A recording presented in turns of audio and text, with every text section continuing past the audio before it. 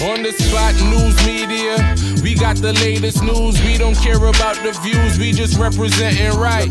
Put local news internationally every night. On the spot, wave that Jamaican flag from left to right. Let's get it right, y'all know the type. We ain't dealing with the hype. We make it take flight. Yeah man, my viewers and subscribers, what one. A blessed and wonderful Monday morning to each and every person out there tuning into On The Spot News Media. Now, my peeps, you don't know how we do it over on this side each and every morning. We have to give thanks and praise to the Most High Creator for the preservation of life, because life is indeed the greatest. So in the morning, my peeps, I have a few stories to share with you, the regular members of Chan Public and also members of the diaspora. So please like the video, share the video, watch the entire vlog so you can get a full understanding and a better appreciation of everything we are going in Jamaica. So watch this now, my peeps. We're going to kick it off with some health concerns type of news before we get into the griminess of the knockings and clappings. Not something that is usually done by On The Spot News Media, but this is of grave health concerns for you, the regular members of Chan Public in the general Walton Park Road, Whitfield Town community in that part of Walton Park Road. Now, the unsightly piles of debris and domestic waste along Walton Park Road in St. Andrew have prompted some residents of the nearby Whitfield Town community to call for the urgent attention from the National Solid Waste Management Authority. The dumping of garbage along the thoroughfare by residents of Whitfield Town has been a long-standing problem, despite them admitting that the collection of domestic waste is being done frequent enough by the NSWMA. But now, the debris from the hurricane, debris from Labor Day, and other domestic waste line Walton Park Road leading up to the Chinese cemetery. The stench and rodents have left some residents in grave concern of their health, rightfully so. Now we're going to hear from some of the residents as they weigh in on this latest spate of concern affecting their community. Listen. It bring a lot of roach, rat, everything you can think of, all dog. And the stench. You have a lot of pampers with the parents and bring coming in rubbish too. And sometimes they try to come for days. The stench start going all kind of havoc. But I feel we got a whole heap, you know, the stench. And as my cousin mentioned, we talk about the rat, the dog them come and them dig it up, you know, and the stench. I remember I shot the years again. More time people come to show, we have to tell them, say, go forward, straight up further up the sense that carry it because if you don't talk to them, then we are run dump it in front of the shop, you know. What are you talking about walking on the sidewalk? Oh, the sidewalk Black Harbor, from Crescent Road come right back down to the end of the cemetery of Black Harbor. And I rode there for a while. Because this morning I go up to the clinic. I'm walk on that side and take a step, come back over on that side. No way on the sidewalk, you can't walk. Like for the bags, the white bags and stuff that you see out there, those are actually there from Labor Day. They did some Labor Day project in the lane and they took the garbage here. Garbage truck normally come on a little regular basis, but as it goes, the last time it came here was on Sunday. Sunday it came here on Sunday, but the garbage truck that came on this road, it cannot take up those garbage that are there because as you can see, those has to go in the dumper truck or something. Those cannot go in the regular garbage truck.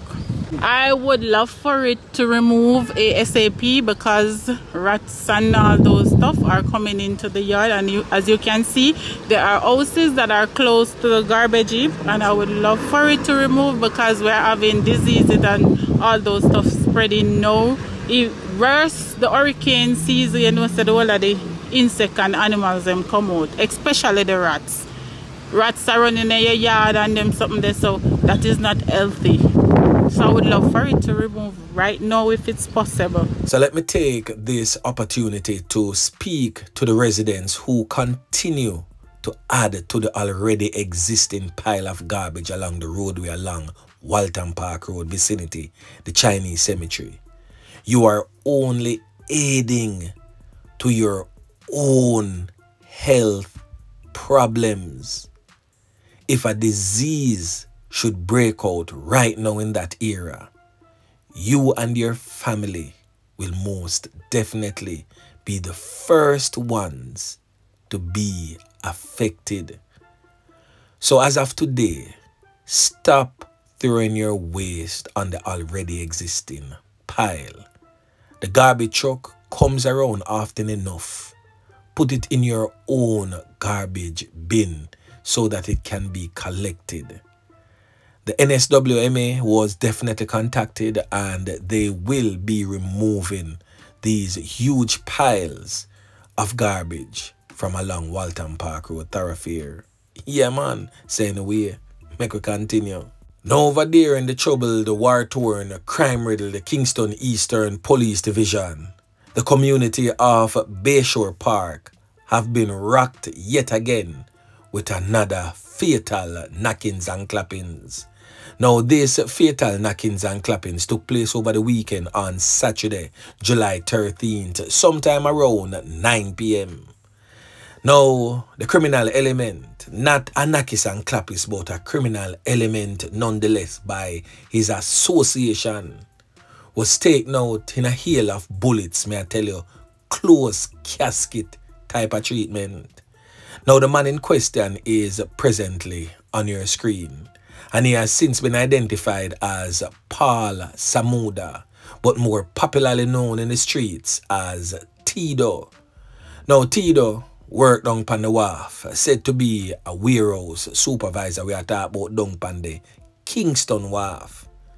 His life was taken Saturday night. A section of the community known as Everest Drive in Bayshore Park. No information received by On The Spot News Media is that he left to attend a party. And right after that, residents heard loud explosions. The residents contacted the police, and upon the arrival of the police, Tedo, that is Samuda, yeah man, Paul Samuda, was seen laying along the roadway.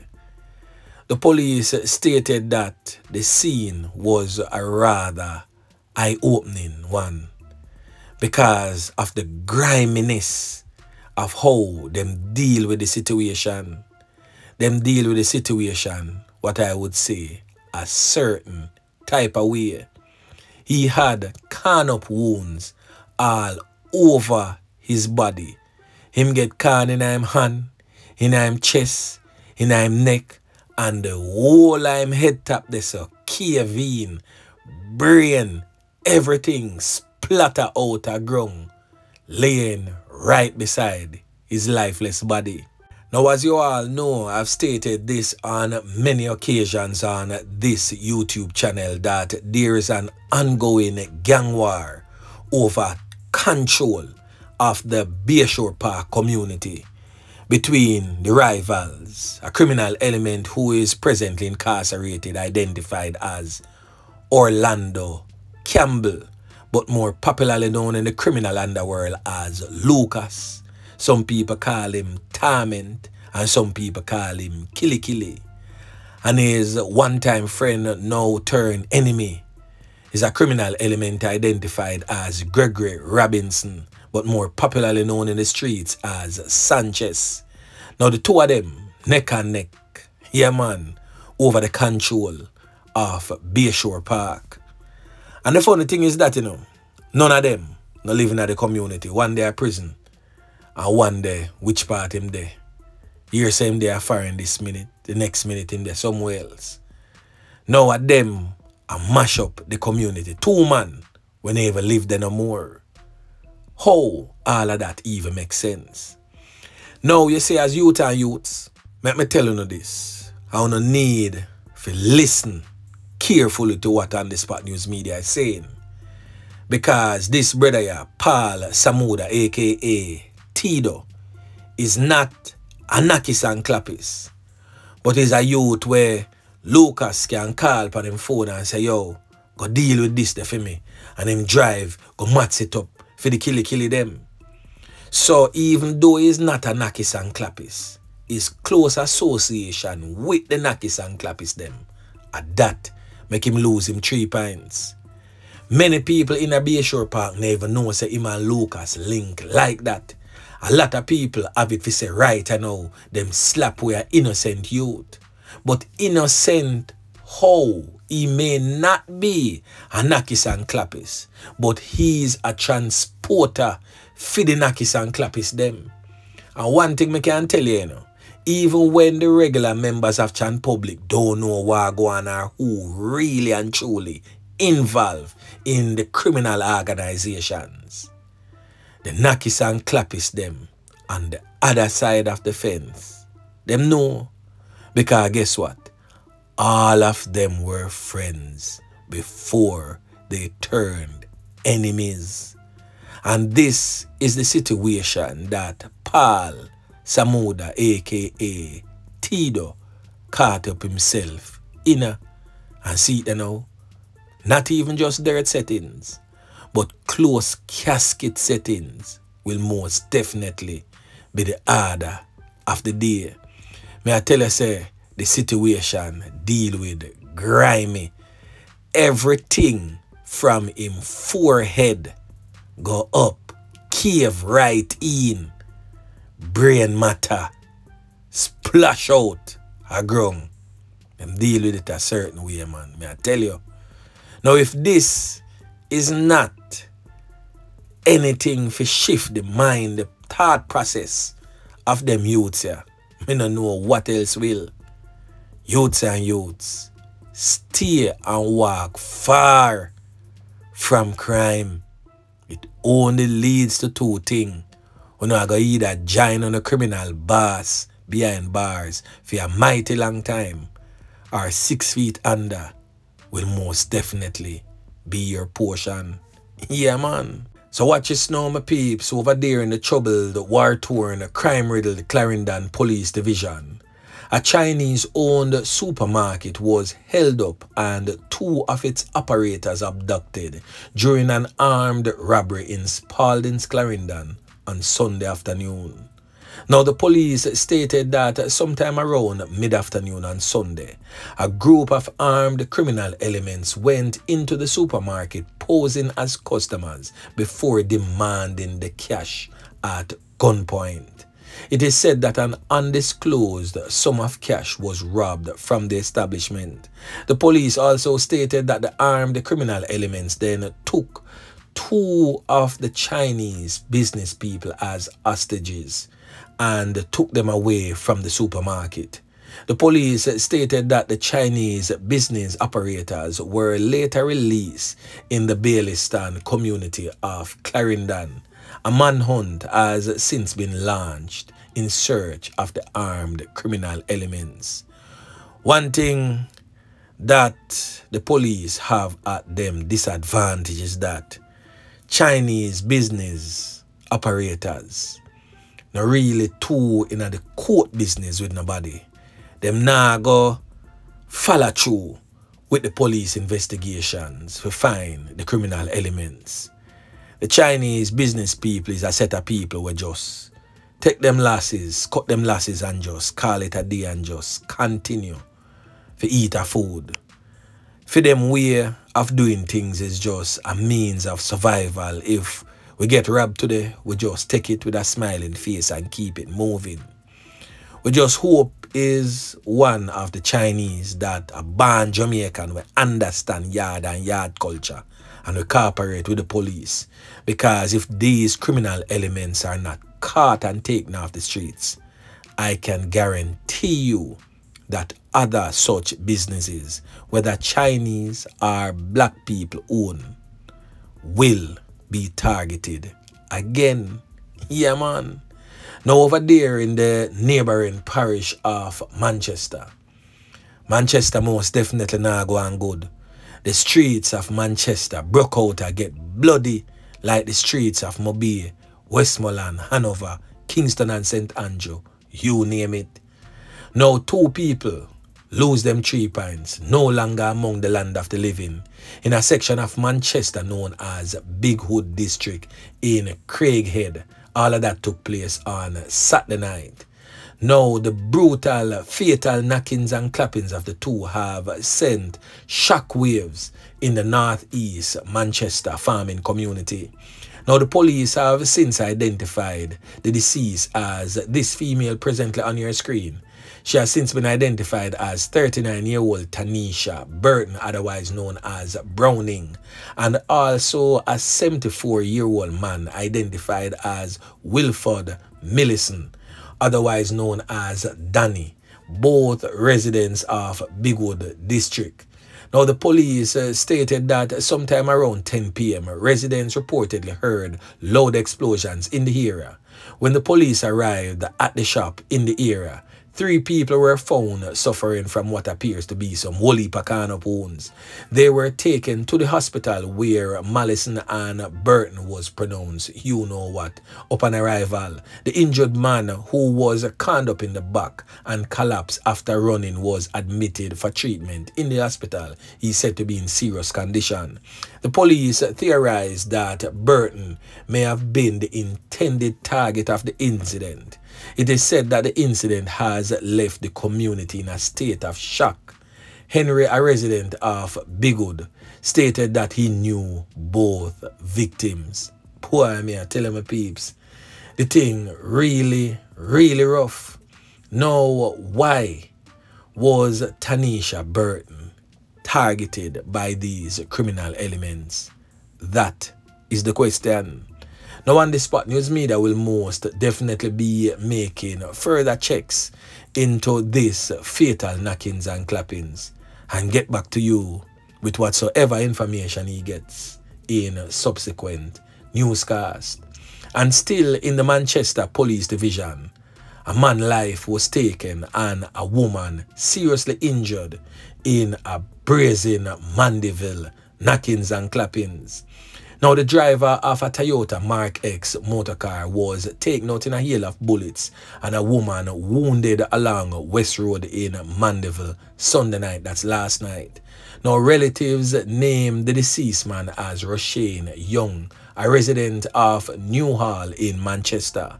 Preliminary reports suggest that sometime around 9:50 p.m., Roshane Young was driving the vehicle with 3 passengers on board. It is said that the motor car reportedly came under gunfire as it stopped on West Road in the vicinity of Knowles Circle. 2 of the passengers reportedly ran from the car into bushes to escape the gun attack. Further reports suggest that Young and a female passenger sustained some whole heap of carnal wounds before the vehicle crashed into a yard. Young and the injured female were taken to the hospital where he was pronounced you know what, and the woman admitted in serious but stable condition. Young's grandmother stated that she saw him about 6 p.m. and gave him his Sunday dinner. Now the police are trying to figure out what could have caused that. 24 hours, and trust me, them get a double murder in a Craighead and a fatal knockings and clappings and a shooting with intent in the parish capital of Mandeville. Now that most definitely don't look good on the parish of Manchester. A parish that was once very peaceful. A parish that was most beloved by the returning residents for its cool, lush, green hills that they love to come and buy their little properties and reside peacefully. Manchester was just that, and now it has become a den for criminal elements. Poor me, I tell you, my peeps, something has to be done. But anyway, remember to like, share, subscribe to the channel, stay tuned to On The Spot News Media, as I continue to bring you fresh news and updates in subsequent newscast. On the spot news media. Yeah, man.